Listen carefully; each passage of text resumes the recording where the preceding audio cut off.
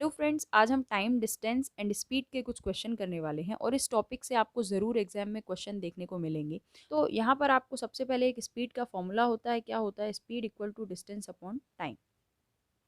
ये फॉर्मूला हमें याद रखना है। चाल बराबर दूरी बटे में समय, ये हमारा फॉर्मूला है। ये बेसिक फॉर्मूला है, इसको हमें याद रखना है। ठीक है, अब आपको क्या करना है, अगर चाल जो है ये मीटर पर सेकंड में भी निकल सकती है और किलोमीटर पर आवर में भी। डिपेंड करता है कि आपको ऑप्शन में क्या दिया है। तो मान लीजिए आपका आंसर आ रहा है किलोमीटर पर आवर में और आपको ऑप्शन में दिया है मीटर पर सेकंड में। तो अगर आपको उसको चेंज करना है तो आप 5/18 से इंटू कर देंगे, जो भी आपका आंसर आएगा, जो भी स्पीड आएगी। अगर वो किलोमीटर पर आवर में है और उसको मीटर पर सेकंड में लाना है तो आप 5/18 से उसमें मल्टीप्लाई कर देंगे। और अगर वो मीटर पर सेकंड में है और अगर आपको आंसर लाना है किलोमीटर पर आवर में, मतलब बड़ी यूनिट में जाना है, तो 18/5 से मल्टीप्लाई कर देंगे। याद कैसे रखेंगे? छोटे में जाना है तो छोटा नंबर ऊपर, बड़ा नीचे। और अगर बड़े में जाना है, मतलब किलोमीटर पर आवर में जाना है, तो बड़ा नंबर ऊपर रहेगा और ये नीचे रहेगा। बस इतना काम आपको करना है, इतनी ही चीज़ हमें याद रखनी है। अब हम क्वेश्चन देखते हैं क्या है। यहाँ पर ट्रेन से रिलेटेड क्वेश्चन है और अधिकतर इसी टाइप के क्वेश्चन एग्जाम में पूछे जाते हैं। एक 250 मीटर लंबी ट्रेन है, वो एक सिग्नल के खंबे की कुछ अपनी, उसकी कोई दूरी तो नहीं होगी। ठीक है, खंबा कुछ इस तरीके से होगा और यहाँ पर ये कोई ट्रेन है। अब ये खंबे को पार करती है कितने सेकंड में? 15 सेकंड में। तो ट्रेन की चाल क्या है, स्पीड पूछी गई है। चाल, गति या स्पीड, तीनों एक ही बात है। तो आपको क्या करना है, यहाँ पर देखिए, पहले तो इस कॉन्सेप्ट को आप समझें कि यहाँ पर कोई भी, जैसे कोई व्यक्ति है या कोई पेड़ है या कोई खंबा है, ठीक है, ऐसी चीज़ों को पार करने के लिए ट्रेन, इनकी देखिए, अब इसकी तो कोई चौड़ाई आपको दिख नहीं रही है ना, इसकी कोई लंबाई नहीं, इसकी ऊंचाई ज़रूर है, लंबाई कुछ नहीं है। तो ट्रेन जब इसको पार करेगी, मतलब ट्रेन अगर यहाँ से शुरू हो रही है तो वो पूरी आगे निकल जाएगी, तब माना जाएगा कि इसने इसको पार कर लिया। मतलब यहाँ से वो यहाँ तक चली, यानी कि उसने, ट्रेन ने अपनी ही लंबाई जितनी दूरी तय की है। तो आप इस केस में जब भी कोई ऐसी चीज़ को पार करना हो जिसकी कोई सेल्फ डिस्टेंस ना हो, तो उस केस में आपको क्या करना है, ट्रेन की जो लंबाई है उसी को दूरी मानना है।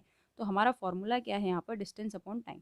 तो डिस्टेंस आपको क्या लेनी है? जो कि ट्रेन की लंबाई है, जो कि कितनी है? 250।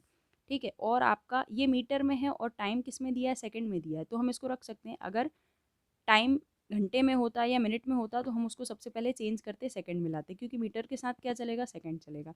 तो डिस्टेंस अपॉन टाइम, टाइम कितना है यहाँ पर? 15 सेकंड।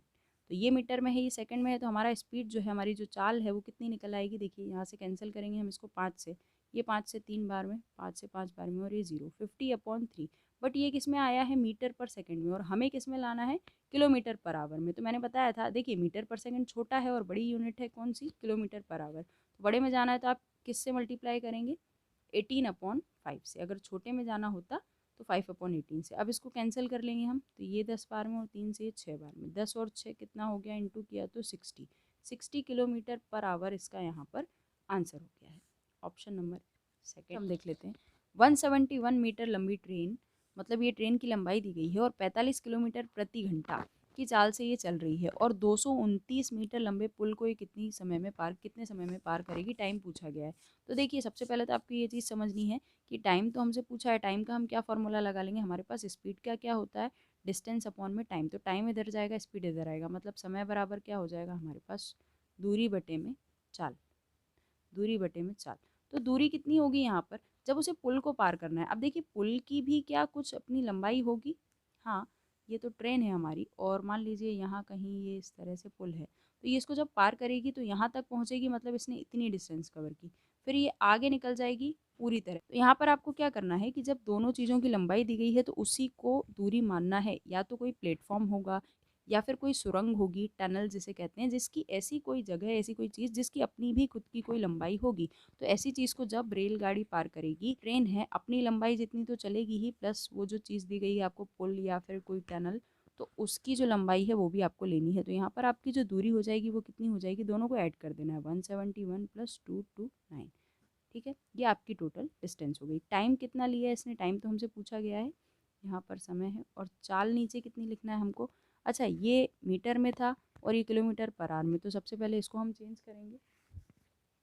तो 45 किलोमीटर पर आवर में हमारे पास, मीटर पर सेकंड में इसको करने के लिए हमें पता है क्या करते हैं हम? 5/18 से इंटू करते हैं। ठीक है, 9 से कैंसिल हो जाएगा, 9 दूना 18, 9 पंजे 45, 5 और 5 कितना हो गया? 25/2। तो ये हो गया 25/2। इसको हम सॉल्व कर लेंगे, इसको हमने ऐड किया तो कितना हो जाएगा? ये हमारे पास 400, और ये पलट के जाएगा ठीक है। 25 से कितनी बार में कैंसिल हो जाएगा, ये हो जाएगा हमारे पास 16 बार में। ठीक, 16 दूना 32, तो 32 सेकंड। सेकंड में क्यों आया, क्योंकि हमने चेंज कर लिया था इसको मीटर पर सेकंड में इसको, और ये हमारे पास ऑलरेडी मीटर में था, तो हमारा जो टाइम है वो किस में आएगा, सेकंड में ही आएगा। ठीक है, और सेकंड में ही आपको ऑप्शन में दिया हुआ है, तो ये हमारा ऑप्शन। देखिए यहाँ पर क्या क्वेश्चन है, एक रेलगाड़ी एक समान चाल से चलकर 122 मीटर लंबे प्लेटफॉर्म को 17 सेकंड में, मतलब प्लेटफॉर्म को पार करती है वो 17 सेकंड में, और 210 मीटर लंबे पुल को पार करती है 25 सेकंड में। देखिए जब ये पुल को पार करेगी या प्लेटफॉर्म को पार करेगी, अब पुल भी ऐसी ही जगह है जिसको पार करने के लिए उसको अपनी खुद की यानी कि रेलगाड़ी प्लस पुल की भी कोई लंबाई होगी। ठीक है, तो दोनों की ही लंबाई जितनी दूरी कवर करना होगा, और प्लेटफॉर्म को जब पार करेगी वो यहाँ पर, तब भी ट्रेन को अपनी लंबाई और प्लेटफॉर्म की लंबाई लेनी होगी। ठीक है, तब हम क्या करेंगे, आपको क्या करना है, रेलगाड़ी की चाल हमसे पूछी गई है, लेकिन सबसे पहले हम क्या करेंगे, यहाँ पर अगर मैं चाल का फॉर्मूला लगाऊं तो वो क्या आएगा, अगर मैं प्लेटफॉर्म के लिए लगाऊं तो प्लेटफॉर्म की जो लंबाई है कितनी, 122, लेकिन जब प्लेटफॉर्म को ट्रेन पार करेगी तो उसको अपनी लंबाई भी लेनी है। ठीक है, दोनों हमको जोड़ना है, तब हमारी ये टोटल दूरी होगी जो ट्रेन कवर करेगी। फिर आपको क्या करना है, देखिए टाइम नीचे कितना लिया उसने, 17 सेकेंड, ये हमने ले लिया 17 सेकेंड, मीटर में है और टाइम भी सेकंड में है, तो हम लिख सकते हैं, कुछ भी आपको चेंज करने की यहाँ पर ज़रूरत नहीं है। अब ये क्या है, चाल है। देखिए चाल तो एक समान बोली गई है, मतलब दोनों तरफ जब वो पुल को पार करेगी तब भी उसकी उतनी ही चाल है, जब वो प्लेटफॉर्म को पार करेगी तब भी उतनी ही चाल है, इसलिए हम यहाँ पर क्या करेंगे, इन दोनों को इक्वल रखेंगे। फिर जब उसने पुल को पार किया, मतलब 210 मीटर तो क्या है, लंबा पुल है, और यहाँ पर भी ट्रेन की लंबाई भी आपको लेनी है।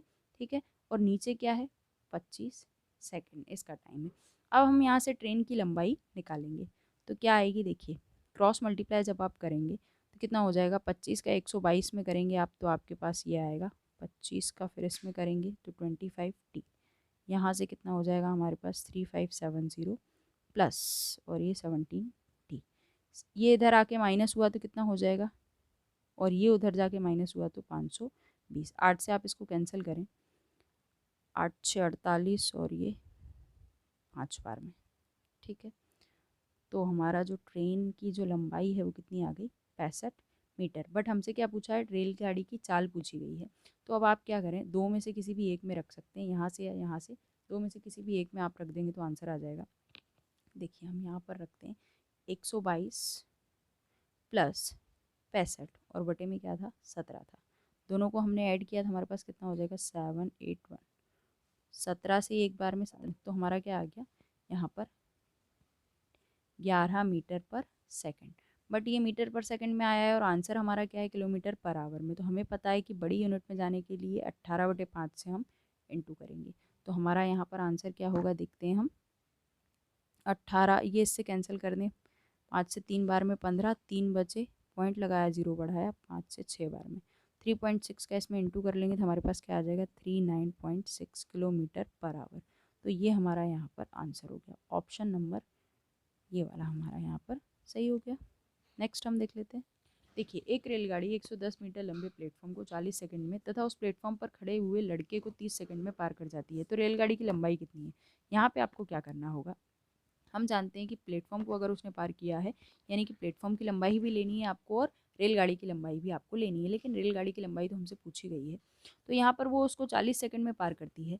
तो अगर यहाँ पर स्पीड हम निकालें, अच्छा और एक और चीज़ हमें दी गई है कि प्लेटफॉर्म पर एक व्यक्ति खड़ा है, उसको एक लड़का खड़ा है, उसको 30 सेकंड में पार कर जाती है, तो लड़के को पार करना, लड़के की खुद की तो कोई अपनी डिस्टेंस नहीं है, तो मतलब सिर्फ ट्रेन को क्या करना है, अपनी लंबाई को ही पार करना है। तो आप क्या करेंगे, अगर मुझे यहाँ पर चाल निकालनी है तो चाल कैसे निकालेंगे हम, ये तो हमें रेलगाड़ी की लंबाई तो यहाँ पर दी नहीं है, तो प्लेटफॉर्म के जो टाइम दिया गया है प्लेटफॉर्म को पार करने का, तो हमें पता है कि प्लेटफॉर्म को पार करने के लिए रेलगाड़ी अपनी और प्लेटफॉर्म दोनों की लंबाई को लेगी, ठीक है, तो उतनी दूरी तय करेगी। बट यहाँ पर आपके पास सिर्फ प्लेटफॉर्म की लंबाई है, तो सिर्फ प्लेटफॉर्म की लंबाई है तो आप वो ऊपर लिखेंगे, इसको हम क्या मानते हैं, दूरी मानते हैं।